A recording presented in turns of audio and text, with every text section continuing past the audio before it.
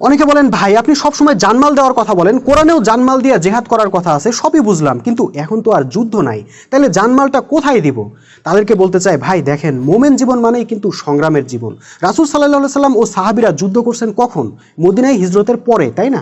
মদিনায় হিজরতের আগে তো কোনো যুদ্ধ ছিল না, কিন্তু যুদ্ধ না থাকলেও মক্কার 13 বছর তিনি ও তার সাহাবীরা কি সংগ্রামের মধ্য দিয়ে যান নাই? ওনারা যখনই তৌহিদের ঘোষণা দিয়ে ঐক্যবদ্ধ হয়েছেন, সঙ্গে সঙ্গে মক্কার কাফের মুশরিকরা তাদের বিরুদ্ধে ষড়যন্ত্র, অপপ্রচার, হামলা আরম্ভ করছে।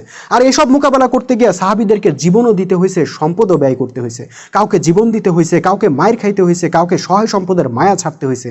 আসলে কোনো বিপ্লবী আন্দোলনই কর্মীদের জানমাল উৎসর্গ করা ছাড়া সফল হয় নাই। আজকের যুগেও সেটাই হবে। বর্তমানে যারাই মোমেন হতে চাইবেন তাদেরকেই একজন নেতার হাতে বায়াত নিয়ে তৌহিদের ভিত্তিতে ঐক্যবদ্ধ হয়ে দিন প্রতিষ্ঠার আন্দোলন শুরু করতে হবে। আর এই আন্দোলনকে সফল করার জন্য প্রত্যেক মোমেনকে জানমাল উৎসর্গ করে সংগ্রাম চালাইতে হবে।